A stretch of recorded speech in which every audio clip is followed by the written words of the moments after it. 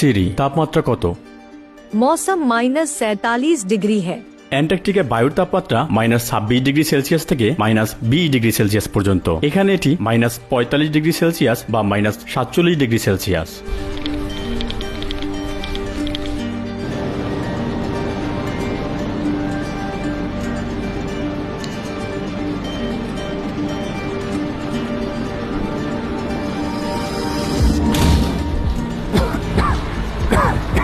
আমাদের ফুসফুস এটাতে অভ্যস্ত নয়, তাই আমাদের কাশি পাচ্ছে। এখানকার আবহাওয়া খুবই ঠান্ডা এবং শুষ্ক। এখানে বিশাল জনসংখ্যা, প্রায় 3 লক্ষ লোক বাস করে। ইয়াকুৎস্ক হলো শাখা প্রজাতন্ত্রের রাজধানী, রাশিয়ার একটি স্বায়ত্তশাসিত অঞ্চল, উত্তর মেরু থেকে প্রায় 280 মাইল দূরে অবস্থিত। এই স্থানটি সাইবেরিয়ার সবচেয়ে উত্তর পূর্ব বিন্দুতে অবস্থিত, তাই এটি বিশ্বের বাকি অংশ থেকে অনেকটাই বিচ্ছিন্ন বলা যায়।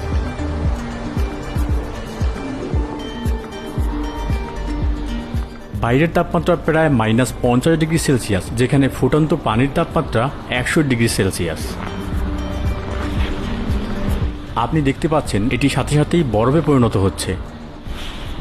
এই যাবৎকালে পাওয়া এই অঞ্চলের সর্বনিম্ন তাপমাত্রা -71.2 ডিগ্রি সেলসিয়াস। মনে হচ্ছে আমরা একটি ভিন্ন গ্রহে চলে এসেছি। বাইরে রেখে দেওয়া একটি কলা কয়েক মিনিটের মধ্যেই হাতুড়িতে পরিণত হয়ে যাচ্ছে। লোকেরা এখানে ধাতু ফ্রেমের চশমা পরতে পারে না, কারণ ধাতু তাদের ত্বকে লেগে যেতে পারে এবং তখন যদি তারা চশমা খুলে ফেলে তবে তাদের মাংস ছিঁড়ে যেতে পারে। এটি একটি মাংসের টুকরা, যা দেখতে অনেকটা মানুষের মাংসের মতোই। এটি ধাতুর সঙ্গে লাগানো যায়।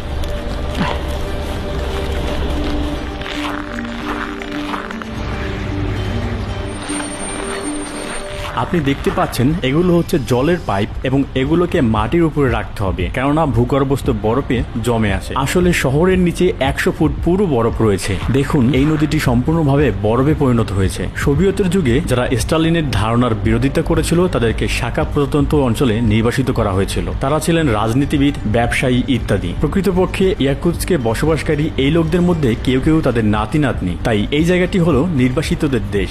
আজ এখানে স্বাভাবিক জীবনযাপন চলছে। আমরা এই জীবনকে বরফের নরক বলতে পারি। আমরা যতই নিজেদেরকে ঢেকে রাখি না কেন, আমাদের শরীরকে উষ্ণ রাখার জন্য কিছুই যেন এখানে যথেষ্ট নয়। আপনার যদি এখানে একটি গাড়ি থাকে তাহলে এটি আপনার জন্য একটি বড় সমস্যা হয়ে দাঁড়াবে। শীতকাল এখানে 6 থেকে 7 মাস স্থায়ী হয় এবং সেই সময়ে আপনি কখনোই আপনার গাড়ি চালাতে পারবেন না। আপনি যদি চালানোর জন্য জোর করেন তাহলে কখনোই আপনি ইঞ্জিন বন্ধ করতে পারবেন না। দেখুন, এটা খালি, ভিতরে কেউ নেই। এরকম শত শত গাড়ি রয়েছে। ইঞ্জিনকে চালু রাখার কারণ হলো যে একবার বন্ধ হয়ে গেলে সম্পূর্ণরূপে বরফে ঢেকে যাওয়ার এবং ইঞ্জিনের তেল জমে বরফ হয়ে যাওয়ার ঝুঁকি রয়েছে।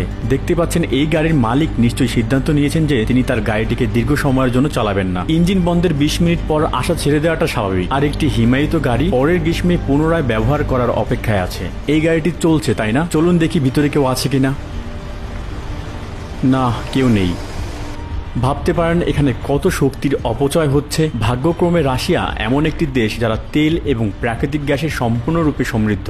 দেখুন, এই গাড়ির নিষ্কাশন পাইপটিকে একটি বেস্তি পাইপ দ্বারা প্রসারিত করা হয়েছে। সুরক্ষার জন্য বিশেষ কভার ব্যবহার করা হয়েছে। মাঝে মাঝে এটি যথেষ্ট নয়। এখানে যারা খরচ বহন করতে পারে তারা তাদের যানবাহনগুলোকে উত্তপ্ত গ্যারেজে ঢেকে রাখে। এই যানবাহন প্রতিনিয়ত চলার কারণে শহরের উপর দিয়ে ধোঁয়ার আস্তরণ লেগে থাকে। ধোঁয়াশার কারণে দৃশ্যমান পরিসীমা প্রায় 60.96 মিটারের নিচে থাকে। এখানের বাড়িগুলোর স্থাপত্য শৈলী সম্পূর্ণ আলাদা। দালানগুলো স্তম্ভের উপর নির্মিত হওয়ার কারণ হলো মাটি বরফে ঢাকা এবং বরফ সরে যাওয়ার সম্ভাবনা রয়েছে। এখানে পুরানো বাড়িগুলো 1 দশক বা তার বেশি পরে ঝুঁকে যাওয়ার সম্ভাবনা রয়েছে, কারণ বরফের পরিমাণ হয় বাড়ে অথবা কমে। অনুভূতিটা প্রায় পিন এবং সূচের মতো। সবচেয়ে খারাপ জিনিস যেটা ঘটতে পারে তা হলো ফ্রস্ট বাইট হওয়া। এই রেফ্রিজারেটর প্রায় 4.4 ডিগ্রি সেলসিয়াস কাজ করে এবং একটি ফ্রিজার -20 ডিগ্রি সেলসিয়াস কাজ করে। আমরা আত্মবিশ্বাসের সাথে বলতে পারি যে এখানে সব স্থানই একটি উচ্চ প্রযুক্তির ফ্রিজার হিসেবে কাজ করতে পারে, কারণ এখানে তাপমাত্রা -50 ডিগ্রি সেলসিয়াস। এই কারণে কিছু লোক তাদের ফল বা মাংস তাদের জানালার বাইরে ঝুলিয়ে রেখে সংরক্ষণ করে। আমি কি তোয়ালে থেকে একটি স্লেজ তৈরি করতে পারি?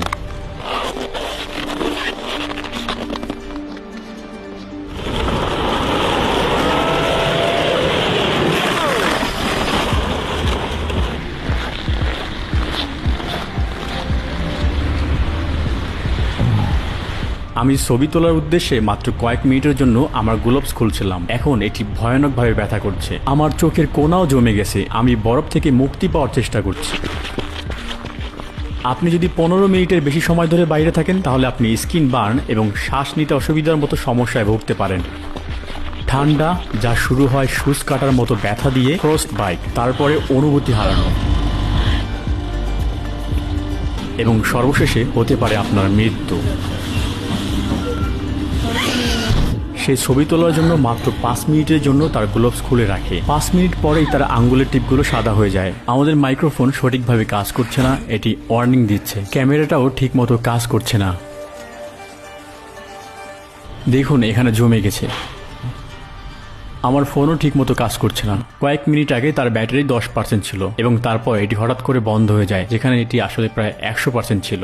আপনি আমার পিছনে যেটা দেখতে পাচ্ছেন সেটা হলো কবরস্থান। আমার জুতার নিচে বরফের পুরুত্ব প্রায় 100 ফুট এবং শহরের নিচে এই বরফ গ্রীষ্মেও গলে না। তাহলে প্রশ্ন জাগতে পারে, মানুষ কিভাবে মৃত্যুকে কবর দেয়? তারা কয়লার টুকরো সংগ্রহ করে 2 থেকে 3 দিন পোড়ায়। একবার কয়লা পোড়ানো হলে বরফের ব্লকগুলো গলে যায় এবং বেলচা ব্যবহার করে সহজেই তা সরানো যায়। অবশেষে এলাকাটি 6 থেকে 7 ফুট গভীরতার খনন করা যেতে পারে। 100 বা 200 বছর আগে মারা যাওয়া ব্যক্তির দেহ আজও খুব শক্তভাবে খুঁজে পাওয়া যাবে।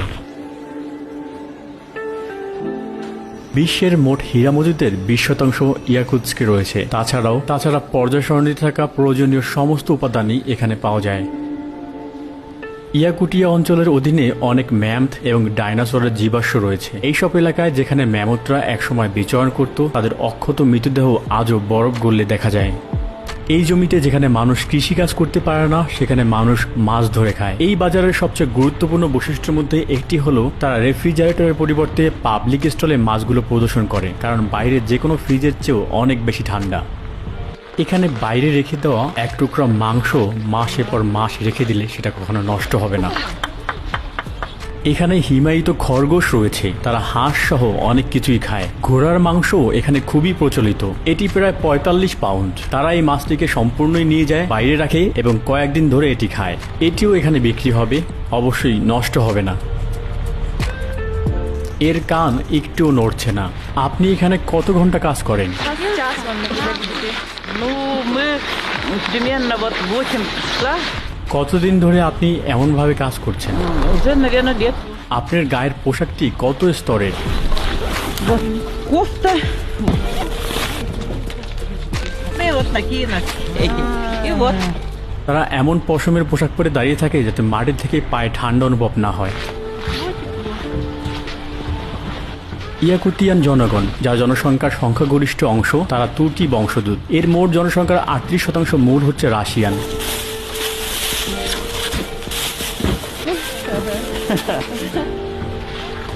এখানে শুধুমাত্র এই ধরনের কুকুর আছে। দুর্ভাগ্যবশত বিড়াল বাঁচতে পারে না, শুধুমাত্র বেশ পুরু পশমের স্তন্যপায়ীরা রয়েছে।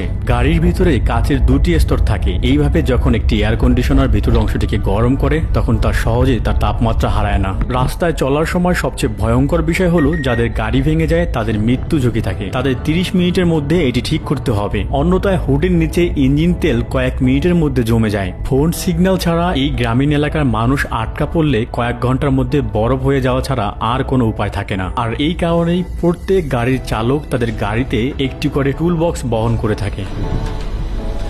গ্রামে একটি ডগসলেস রাইড দিয়ে আমাদের যাত্রা শুরু হয়।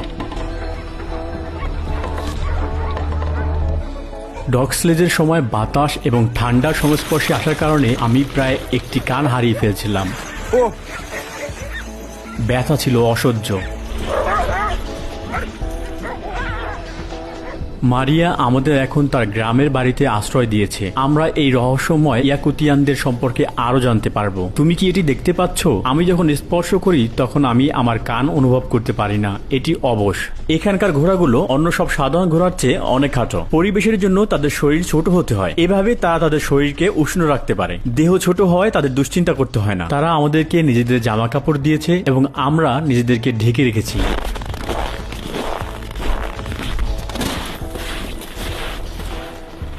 আপনি দাঁড়ানো নৌকা দেখে বলতে পারেন যে আমরা যেখানে হাঁটছি এটি একটি হ্রদ।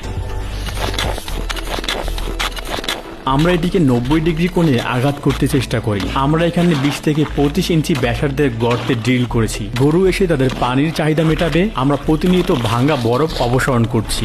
এই জল আবার পুরোপুরি জমে যেতে কতক্ষণ লাগবে? In 1 hour. শীতকালে এই গ্রামে গরু সবসময় গোয়াল ঘরে রাখা হয়।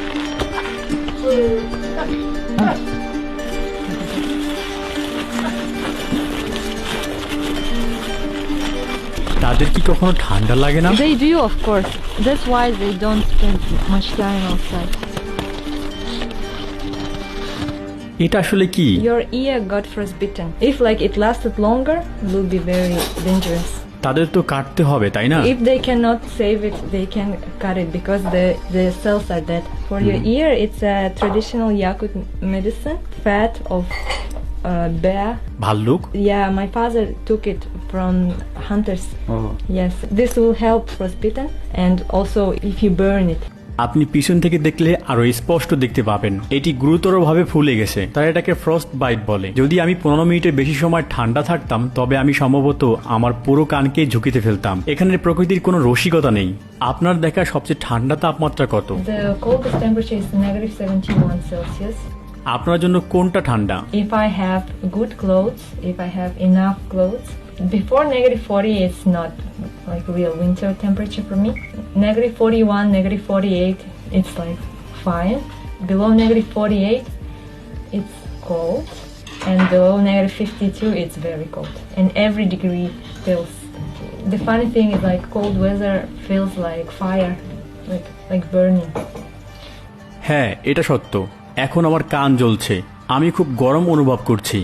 Sometimes people drink too much and they fall asleep somewhere outside. And one night outside, some people didn't have proper clothes and they went to the woods and their car broke down. They couldn't call someone because no phone service. Yeah, and it ended. প্রকৃতি সম্পর্কে আপনার ধারণা কি? Whole lifestyle of Yakut people, of Saha people, is taking care of nature, respecting it. Early childhood, me and my family, we used to go to the woods to fish, to hunt. It's just a part of our life. And we always remember that we are not the owners of this land. We are just guests. For example, we always make a ritual. When we go to pick some berries, we always take a little food with us. We leave it on the ground and say, nature, please share with us. Please give us some food. It's for the master of that land, for the spirit. আপনি বিশ্বাস করেন প্রকৃতির আত্মা আছে? Yeah. For example, when we go to the forest, you shouldn't speak loud because you can disturb the spirits. You shouldn't drink there, have fun there, throw the garbage. Don't disturb, don't destroy. Yakut religion is not something which is written in a book or there is a church. Like there is one center of our religion, but it's not something that like in other religions that we do every day. We should pray. We don't do something like that. But it's in our mind, it's in our lifestyle, and it's all related to nature. আপনার যা আছে সেজন্য আপনি প্রকৃতিকে এবং স্রষ্টাকে ধন্যবাদ দেন। The gods are nature. Yeah. Our gods are like part of the nature.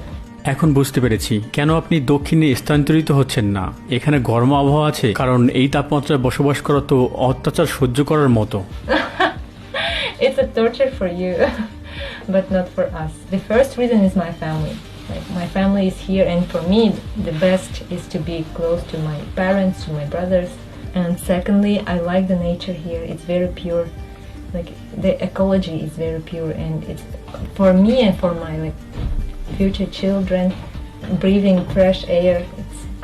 It's very important. Third, because of our culture, I want to preserve our language, our traditions, and give them to the next generations. ইয়াকুতস্কে গ্রীষ্মকালও আছে। জুলাই মাসে গড়ে দৈনিক তাপমাত্রা প্রায় 19 degree Celsius. বৈশ্বিক উষ্ণায়নের কারণে আমাদের বিশ্বের বরফ গলে যাচ্ছে এবং বিশাল মৃতদেহ উঠে আসছে, এবং হাজার হাজার বছর ধরে লুকিয়ে থাকা ভাইরাসগুলো প্রকাশ্যে আসতে শুরু করেছে, যা আধুনিক মানুষ এর আগে কখনো দেখেনি। যখন ইউরোপীয়রা উত্তর আমেরিকায় চলে যায় তখন তারা মহাদেশে যে ফ্লু বহন করে এনেছিল তা বেশিরভাগ নেটিভ আমেরিকানদের হত্যা করেছিল, যার শতাব্দী ধরে বিচ্ছিন্ন ছিল। ফ্লু আমাদের হত্যা করেনি, কারণ আমাদের রোগ প্রতিরোধ ক্ষমতা শক্তিশালী ছিল। একইভাবে প্রাচীন রোগগুলো যেগুলো প্রতিরোধ করার ক্ষমতা আমাদের নেই, এই অঞ্চলগুলোতে বরফ গলার সাথে সাথে সেগুলো আলোতে আসতে পারে এবং বিধ্বংসী পরিণতির মুখে